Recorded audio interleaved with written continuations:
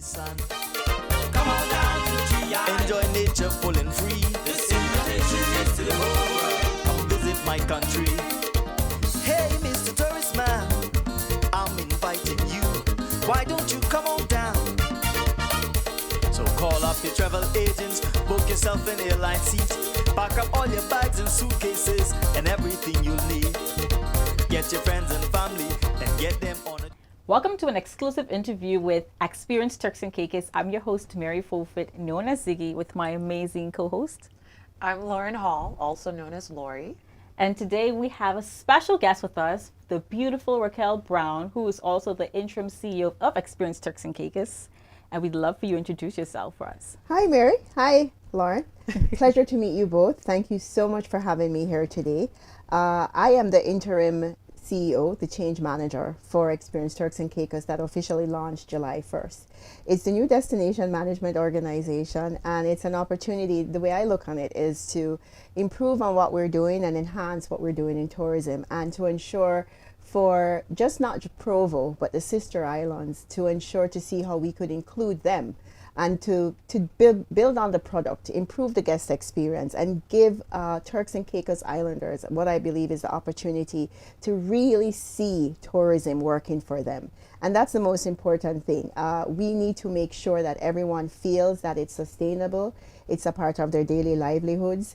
And most of all, you know, we're in the Caribbean and persons are going to be traveling, so why not just make it the best day of their lives every day? And that's what we're going to be working on with them. You know, I think that's amazing.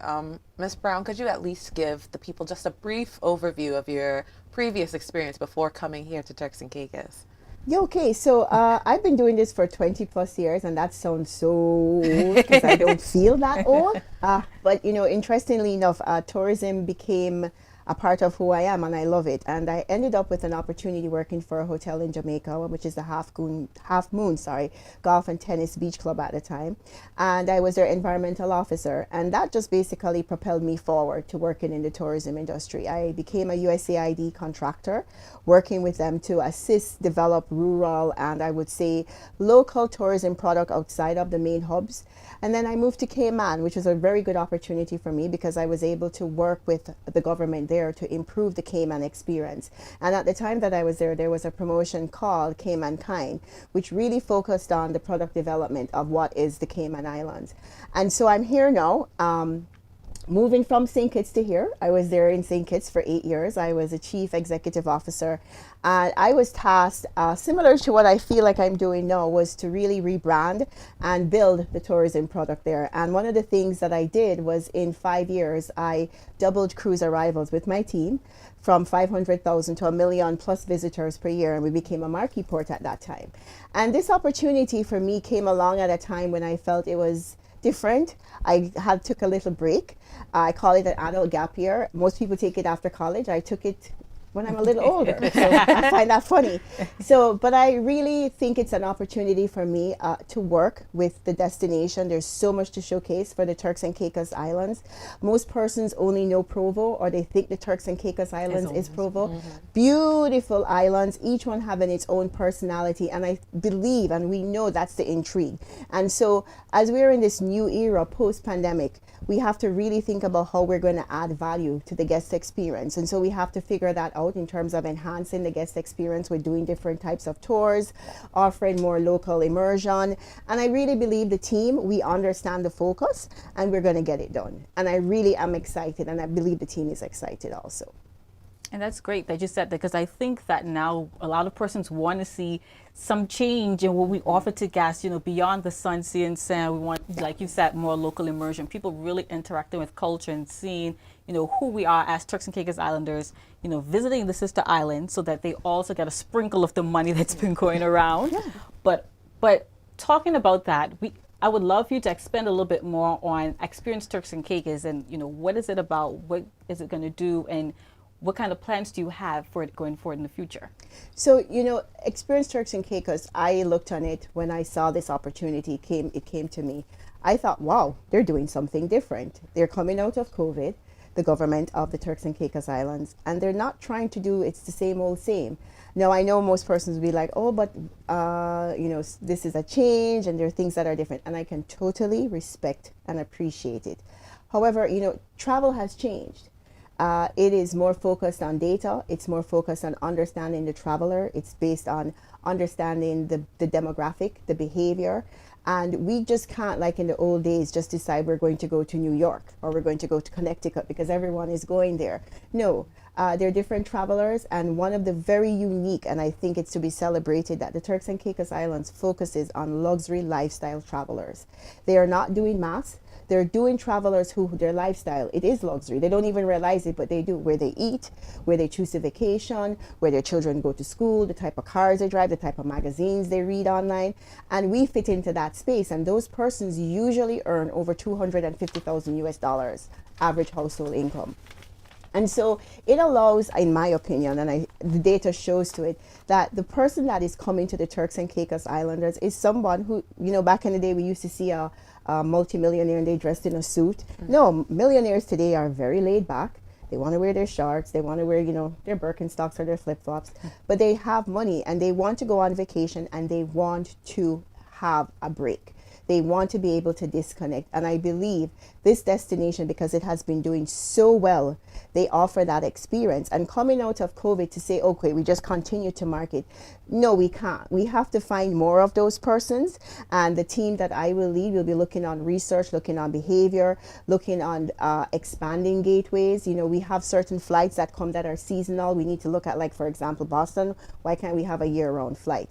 So we're going to use that data to speak to our marketing so that we are focused on how we're speaking to the travelers so they can think of the Turks and Caicos Islands in a year-round vacation. The average person, and we may not even realize it, takes 4 vacations a year. And this thing called bleisure or bizcation, basically, you're going on a business trip and you take a day or 2 days. That's your vacation, and a lot of persons are doing that. And so we want to improve the marketing. We want to be more targeted. We want to also not just get more persons, and I need to say this, we want to get more visitors that are coming here that are going to spend more. They're going to spend because we're going to develop experiences, we're going to develop attractions, we're going to develop local interactions. And so they're spending more, but on island, the money is also reaching to more islanders. It's not just specific to, let us just say, Grace Bay or Provo. North Caicos is beautiful. Persons who do rock climb, they want to go on hikes. It's an opportunity for them to see the destination beyond just the sun, sea, and sand. Let's remember, that's what they're coming for. They want to just release. They want that extraordinary disconnect. But at the same time, they want to be able to say, oh, but everyone's doing that. Why are they posting it? Why are they posting it? Oh, we got to go one day of my vacation. And I believe that, in what we see, even with other destinations, we see coming out of COVID, persons guard their vacation times. Person want to take their vacations and they're going to take it.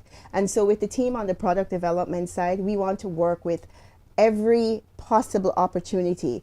And one of the things Experience Turks and Caicos is doing, we're going to work with our locals there to figure out how we can help what they do better.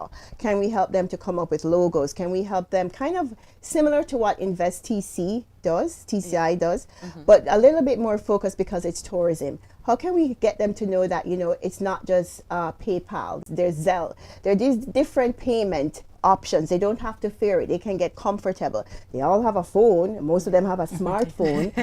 They probably call it. But how can we help them to make transactions better for them? Because most persons who are traveling, they don't want to use cash. They want to just swipe their card.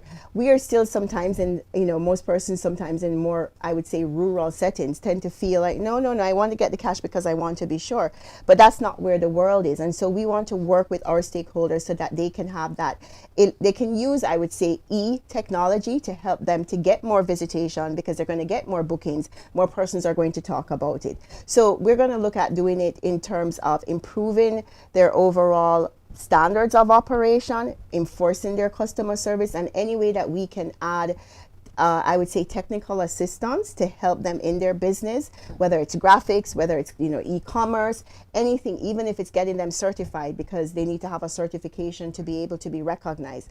That is what we are going to be working to doing to make us more competitive. At the end of the day, it's sun, sea, and sand, but persons want to make sure they're going to somewhere safe, it's healthy, and they're going to have unique experiences. And I know we can do that. And that's what we set out to do. You know, Ms. Brown, hearing you talk about everything that Experience Turks and Caicos sets out to do, it makes me excited. Actually. Be excited. I'm excited. You know, it makes me excited to hear about these things. And I know that you guys officially launched earlier in the summer. So what have been the things that you guys are already putting in place or working on currently since launching? So since launching, we have spent some time with one specific event because the Turks and Caicos Islands is known for it. It's our fish fry. It's a weekly fish fry in Provo. And we want to look at opportunities to see how we can make it a unique experience, and that when someone goes this week, even if they're here for 2 weeks, they're going to be like, oh, I don't need to go. Somebody's like, no, you need to go because that didn't happen last week. You have to go this week. Also because maybe the food, the experience in terms of the culinary experience, how can we get to say to them, conch, you know, they see it all the time and they're like, okay, there are different ways, and how can we enhance their palate? We want to make sure that when persons go there, they're like, when you go to Provo, you need to experience that. And so we've been working with the vendors. We've had 2 workshops with them already. We're also going to look on the infrastructure and the branding. And, you know, in about 3 weeks, I would say, it's our relaunch. And we are hosting the conference, which is the State of the Tourism Industry Conference. And that is a huge, big deal for this destination. It is a calendar event on the tourism and travel industry calendar annually. It's held by the Caribbean Tourism Organization, and we are a member country. It is an organization where all tourism ministers attend to discuss how to make tourism in the Caribbean region more competitive. And we are hosting it, and it's actually October 8th to 14th.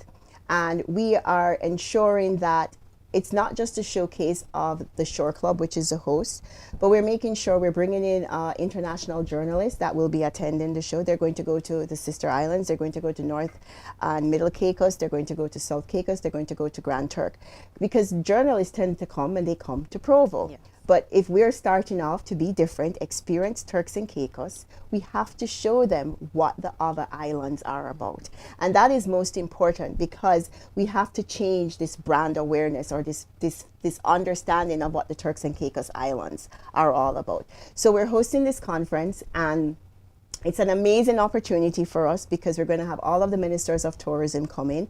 We're going to have Mr. Doug Lansky, who is a keynote speaker, and he's very well known in the travel and tourism world and investment for tourism in sustainable tourism. And he's going to speak about, you know, the challenges that we've had in tourism and how we can make things better, very in the sense of small island states as we are. We're also going to have persons from the World Bank, the World Travel and Tourism Council. We're going to have our own hoteliers that are going to be on panels. So for example, the general manager from Beaches. We're going to have the Heartland Group represented there from Miss Karen Witt. You know, it is going to be a wide, diverse set of individuals. We're going to have IATA there, who's responsible for airline standards, this association. So, you know, for us, it's a huge opportunity because on the world, and when you look at all of the activities on an annual, on the calendar every year, we're hosting this with Caribbean Tourism Organization, and they haven't had it since 5 years. So one, it's a very good thing we were able to land it for Experience Turks and Caicos. But we're bringing other destinations here. We're bringing journalists here. We're bringing persons who are professionals in the tourism industry. So they get to see the destination, but then also we're hosting a conference where there are topics that are very relative to the competitive state, and also I would say the sustainability of the tourism industry in the Caribbean. You know, the Turks and Caicos Islands is the most reliant Caribbean island that's dependent on tourism. And what does that mean? It means that if we don't take care of our beaches, if we don't put in place certain practices to help us to manage what we're doing, what we're going to look like. And we have a very much evidence of that in the Caribbean of when we don't do things right.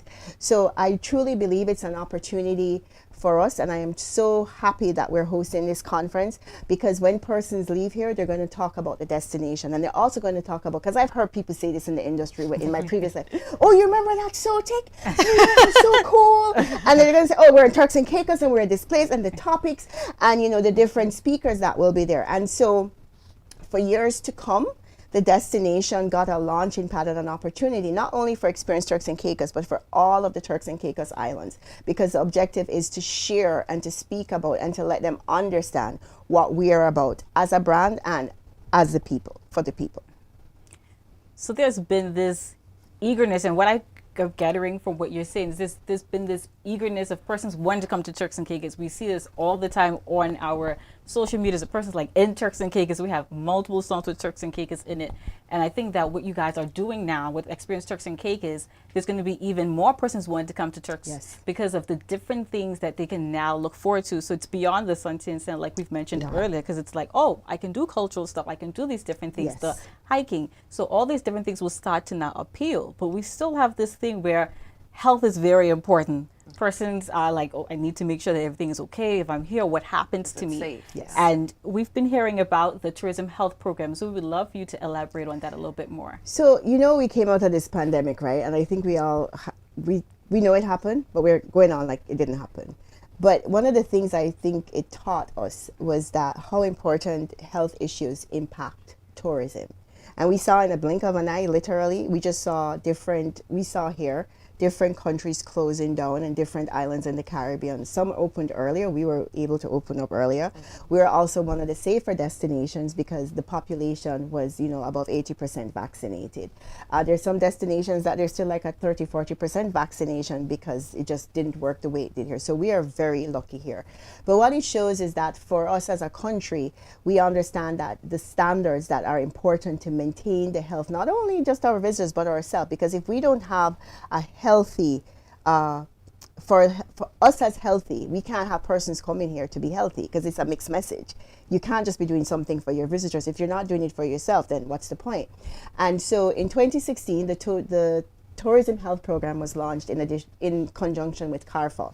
And coming out of COVID, they understood that, health plays such an important role. We don't want to hear about somebody being sick. We don't want to hear about issues that affect, some restaurant closing down. But we all know it happens because we travel a lot. And the funny thing is, if you heard, oh, somebody got sick, they really got ill, they had a stomach bug in Turks and Caicos, they're like, oh, really? They're not going to say which restaurant. They're not going to say which island. They're just going to say the Turks and Caicos or the Turks, or they're going to say Turks and Caicos Islands. They're going to go through this. They're not going to differentiate. And so what we have to do is we are trying to raise the game again, being competitive, health. It's very hard because we don't like to think about it. But at the end of the day, we're working with the Ministry of Health and the Ministry of Education. The Ministry of Health through CARFA is helping us to put in place monitoring for any establishment, not just hotels, but anyone that serves food or food and beverage, for example, so that we can monitor if someone gets sick.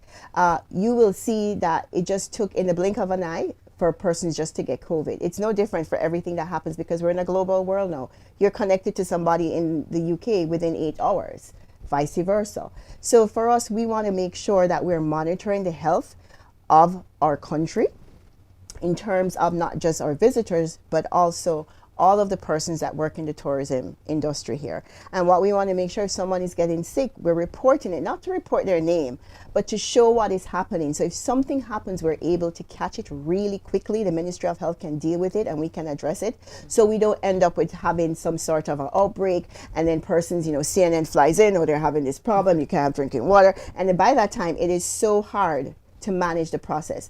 And so it's an opportunity, and I would say to our food and beverage providers in hospitality, and I would say for hoteliers, I know they say, oh, it's another thing to do, it's paperwork. But for us to maintain our competitive edge, it's not just about the sun, sea, and sand. We also have to think about the health of our visitors and also the persons that work in the industry. And so what we're trying to do is work through health to assist us in helping monitoring what is happening as it speaks to illnesses that can impact the tourism industry. It's interesting to hear that because I think even though we're aware of all these things, we don't take care to it to say, let's be active and try to, be more proactive rather than reactive to a situation. Yep. And it's really important to have, especially with something like you mentioned earlier, our tourism industry and our tourism product, it's such a delicate thing. Yes. Because we are so heavily dependent on it, The minute our beaches go, it's what happens to us then. That's it. So being aware of those things and taking care of what we can manage and what we can handle to go forward with it is definitely important. And So true. I really am just in awe of that program because, like I said, it's something that people don't really think about or consider. But when you go to other places, you start writing your reviews about it, and then, you know, you don't think about what happens Think after. about that. You go on TripAdvisor somewhere and I had this horrible experience or the smell or something, and you're not saying necessarily the place, but you're definitely going to say where the country that you're in. I mean, if it's a bigger destination like the US, you're going to say I'm in New York and at this restaurant. But just think about us. We're just going to say, I'm in Turks and Caicos Islands, and it is a negative impact, and we don't want that to happen at all. I mean, we want to be able for persons to say, I did get, they're not even going to mention it because it was handled properly. We didn't wait till it escalated, as you said, and it became a problem. And it is so important in this day and age because to be competitive, it's not just about service. It's not just about ease of travel. It's not about how many sheets you have or the threads of the sheets that you sleep on or turn down service or the kind of champagne and the food. It's also about health, and we have to take that part and play a very serious role in it. Now, you mentioned earlier about the State of the Tourism Industry Conference that is going to be held here, as well as mentioning what people can look forward to as far as the attendees who will be on island, the keynote speakers. But I want to know, and I want you to really let our audience know, what are the true benefits of this conference to the Turks and Caicos?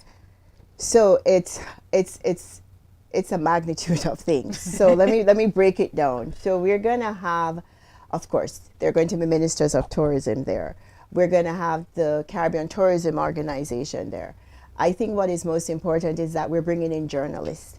And I would like to say never at one time are we going to have over a dozen journalists in the destination focused on not just Provo, but the sister islands, and about what we're doing as a brand and how we're creating experiences that are very different from other Caribbean islands. Yes, other Caribbean islands, we have similarities, but we're going to differentiate by what is unique to us.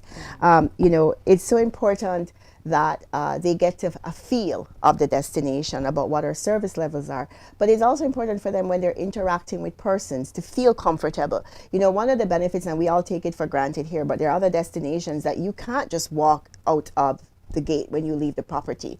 We see persons walking in Grace Bay and we're probably annoyed because they're just crossing the road. You don't see that sometime in other destinations because they're behind walls.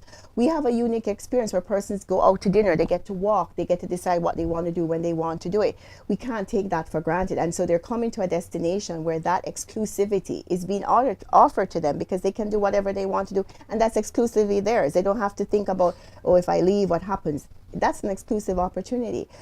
So we're hosting the journalists, and they're from Travel and Leisure. They write for Condé Nast Traveler. Some of them write for Essence. Some of them are our own Caribbean journalists that are here.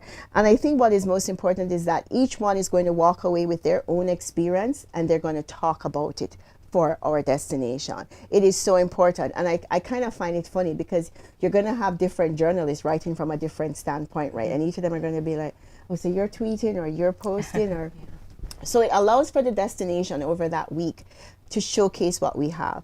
I think what is also important, some of the persons who are speakers, they've never been to the Turks and Caicos Islands. That's a unique opportunity.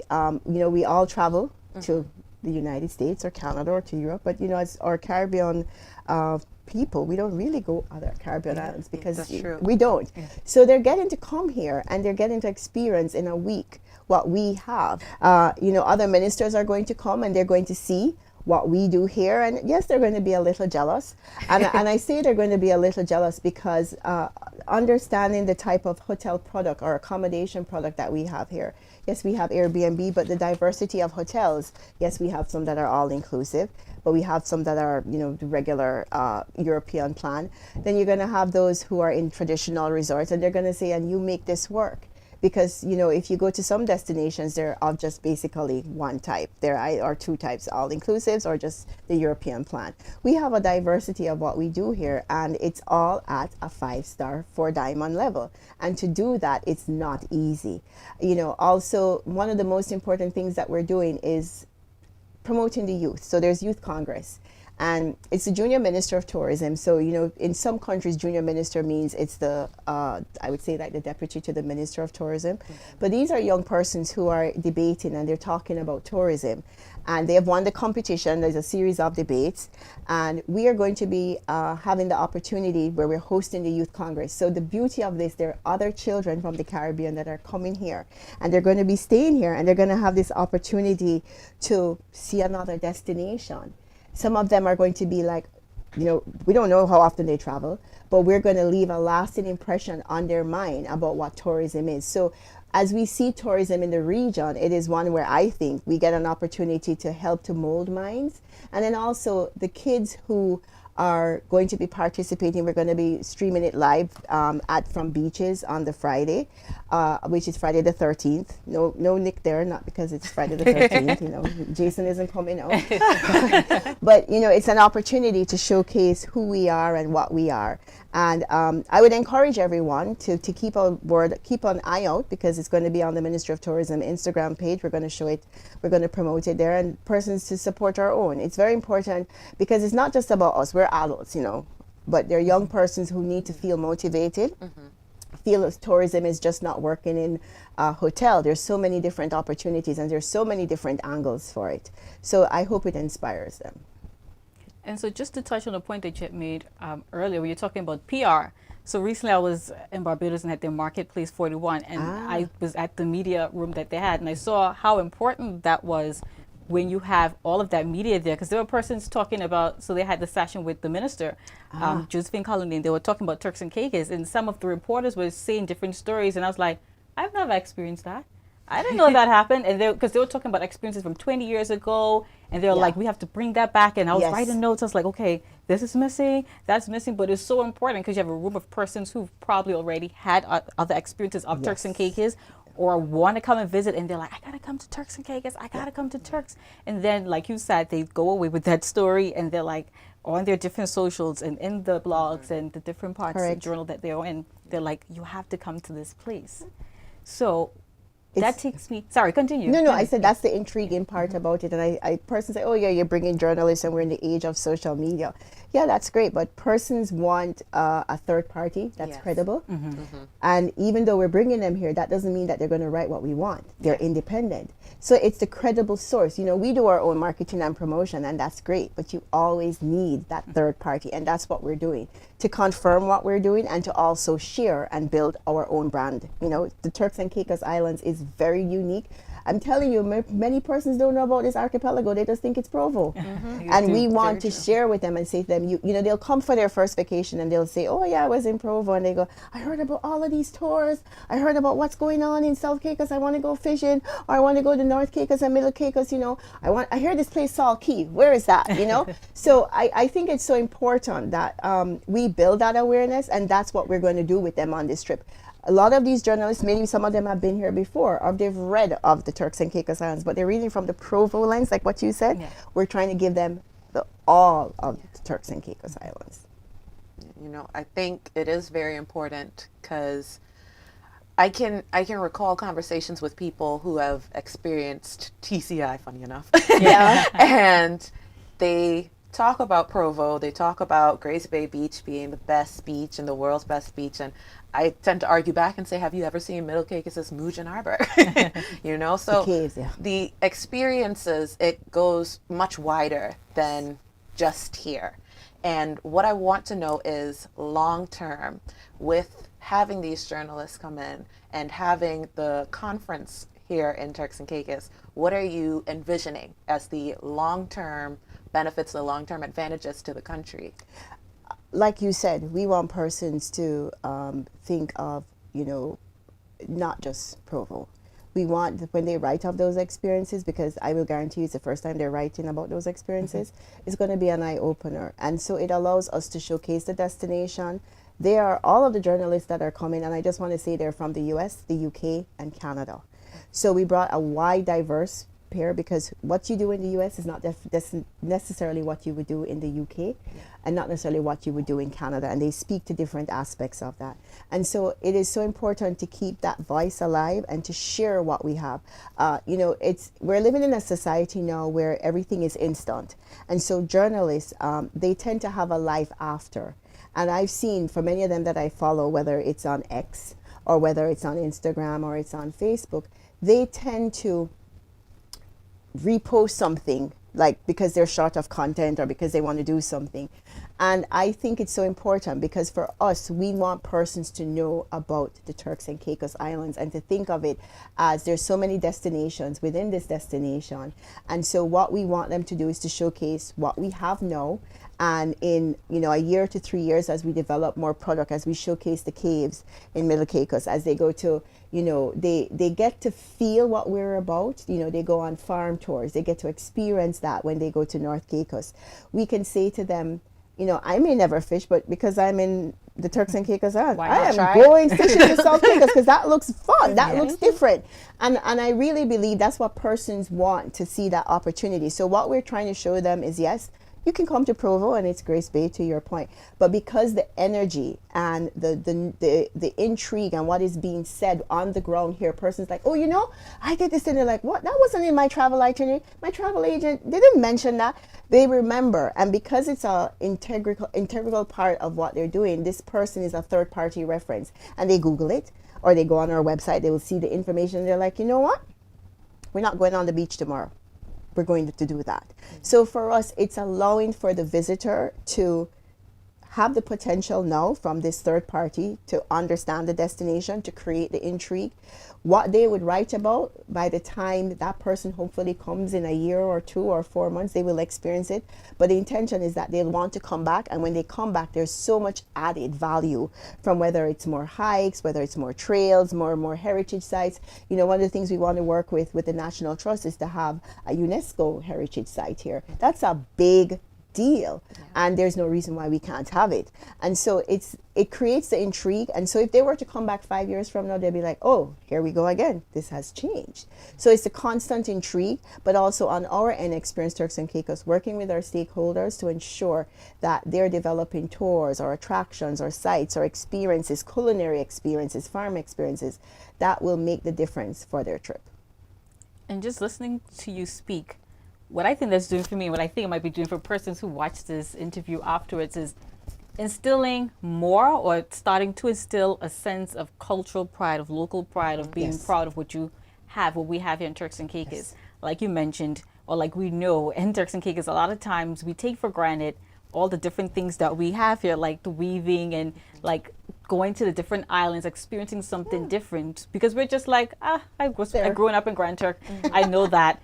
We see the donkeys all the time. We see this, but for someone else, it's just like, oh my gosh, I can't believe, look at that, take a photo. And we just let those moments slip away. Yeah. And persons will come here and be so amazed about what we have to offer beyond Provo.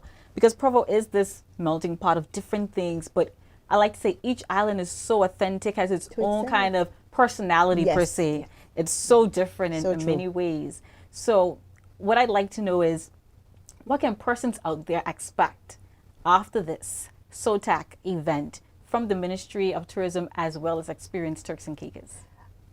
One of the things we're going to work on is what you just said, the identity, what each island stands for. From a brand awareness point, I don't even know how many persons really realize it's an archipelago and where it sits. It's very important for persons to understand that, and it creates an allure and an intrigue. So when they see us in the marketing, they'll be like, it's not just when they call the travel agent, oh, I want to go to Turks, and they just say Provo. They'll be like, no. We've seen their marketing. We see this map, and we see, to your point, we're working with the team, the identity of each island, what it has to offer. So person's like, okay, and I want to book a day trip or 2 days, and they might say, oh no, but you can't do that in 7 days. Oh, so I need 3 more days. Okay, we'll do a 10-day vacation. So the allure is that because we are creating more information, and it is valid, it is true. It's not like we're trying to create this disconnect of what we market versus what isn't there. We are actually creating what we're selling, or creating experience out of what is really there. So what we want the persons to know is, we want persons to see the destination and think about either returning or staying a longer time, and that gives an opportunity for more spend in the destination. That is one of the things we really want to focus on, because we think, I believe, and we've seen it, when persons have things to do, they will spend more. Yes. And it's because they see the value. But if you are just not sure of how you're sending that message, and so our job as marketers, as a part of Experience Turks and Caicos, is to create that there this destination, and each island has its own, or key has a different experience, and this is what you may want to experience. So in doing that, we'll encourage more persons to stay longer. But I think what is also important is, it's just what you said. It's persons understanding what we take for granted. We cannot take it for granted. We have the most beautiful turquoise waters and white fluffy sand. There are destinations that have to be bringing in sand. Yes. I'm not even, we know, Yeah. right? So let us understand and appreciate it, and not take it for granted. In this destination, I found it so beautiful, because I'm a little bit of a tree hugger, I won't lie. I want to feel like I'm responsible, and more travelers, when they're traveling, they want to feel that they've done something when they come to a country that it's an island state and it's sensitive. We take it for granted because, okay, we're not using, styrofoam, or lunch boxes are coming in reusable, recyclable material. We're not using plastic bags, we're using brown paper bags, and we're taking our reusable bags. I like that kind of stuff. And persons who are in our demographic, they want to feel when they're on vacation they've done something. So each person, they have their own unique experiences. And one of the things that has happened is, the little unique things that we do every day that's a part of our culture, they're slowly disappearing. But persons want those experiences. Yeah. We have a beautiful set of islands and keys, and sometimes when you have something too much or too close to you, you take it for granted. But we can't, because there's so many persons involved in the tourism industry here, and our job is to make sure that what we do is for not today, but at least 10 years down the line, we could say it was the best decision to go this way, because not only are we increasing visitors, but we're increasing spend, but we're not damaging our natural beauty that we have, that we earn so much from. And I think that's the most important thing. To just have one little thing to say, and then producer might say something. But what you're saying, what I've been hearing coming on that, your latter part of your statement is sustainability.